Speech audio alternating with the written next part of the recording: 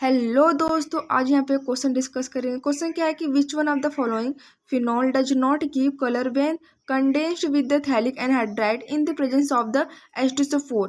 देखो क्वेश्चन क्या बोला है कि हाँ, इसमें से जो इस ऑप्शन में से कौन सा जो फिनॉल है वह कलर नहीं देगा जब वो रिएक्ट करेगा थैलिक एनहाइड्राइड से in the presence of the constituent H2SO4। देखो ऐसे क्वेश्चन सॉल्व कैसे करते हैं। देखो एक मतलब एक बेसिकली यहाँ पे एक हमें एक रिएक्शन दिया हुआ है जो कि हमें फिनॉल को जानने के लिए होता है कि हमें फिनॉल है कि नहीं ना। तो वही फिनॉल को डिटेक्ट करने के लिए यहाँ पे एक रिएक्शन क्वेश्चन में से पूछा है।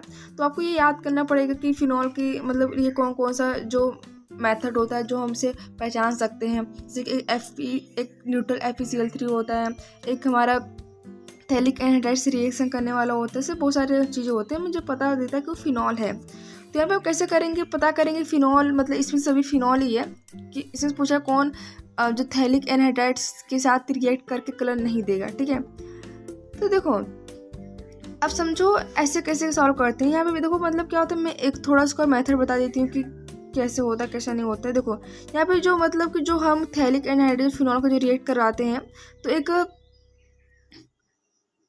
क्या होता है मतलब एक हमें प्रोडक्ट बनता है। ठीक है, तो देखो कैसे करते हैं, देखें। देखो मतलब क्या होता है कि मेरे पास फिनॉल होता है, इससे मतलब मान लो मेरे पास फिनॉल है। ठीक है, यहाँ फिनॉल है, इसमें अगर दो फिनाइल ग्रुप लेते हैं, इसमें क्या होता है कि पैरा पोजिशन में फ्री रहना चाहिए। ठीक है, मतलब जो फिनॉलिक जो ग्रुप है इसमें पैरा पोजिशन में फ्री रहना चाहिए। ठीक है, जब ये अब देखो थैलिक एनहाइड्राइड का फॉर्मूला क्या होता है। थैलिक एनहाइड्राइड फॉर्मूला यही होता है C∬O ठीक है, जब ये कॉन्सेंट्रेशन H2SO4 से जब रिएक्ट करेगा, देखो हमने क्या बोला, हमने बोला कि पैरा पोजिशन का फ्री रहना चाहिए ना। देखो हम इसे ये दो बार है ना, इसे हम ऐसे भी लिख सकते हैं कि नहीं, इसको हम ऐसे लिख सकते हैं कि नहीं। देखो यहाँ पे OH मान लेते, इधर पे H मान लेते हैं ना, plus benzene OH then H। ठीक है, अब देखो हम यहाँ पे दो बार फिनाइल ले रहे हैं। अब देखो अब ये एनहाइड्राइड से रिएक्ट कैसे करेगा। देखो इसका प्रोडक्ट देखो इजीली हम कैसे बनाते हैं, हम बता रहे हैं आपको। ये हमारा थैलिक एनहाइड्राइड है, मतलब हमारे जो C∬O ना, यही हमारा। ठीक है, इसमें से क्या होगा कि ये आपस में लेकर एक वाटर का फॉर्मेशन करेगा। ठीक है ना, वाटर फॉर्मेशन करेगा तो हमारा प्रोडक्ट कैसे बनेगा, हमारा प्रोडक्ट ऐसे बनेगा। देखो ये फिनोलिक ग्रुप OH जब आपस में रिएक्ट करेगा तो ये फॉर्मेशन इसका ऐसे करेगा।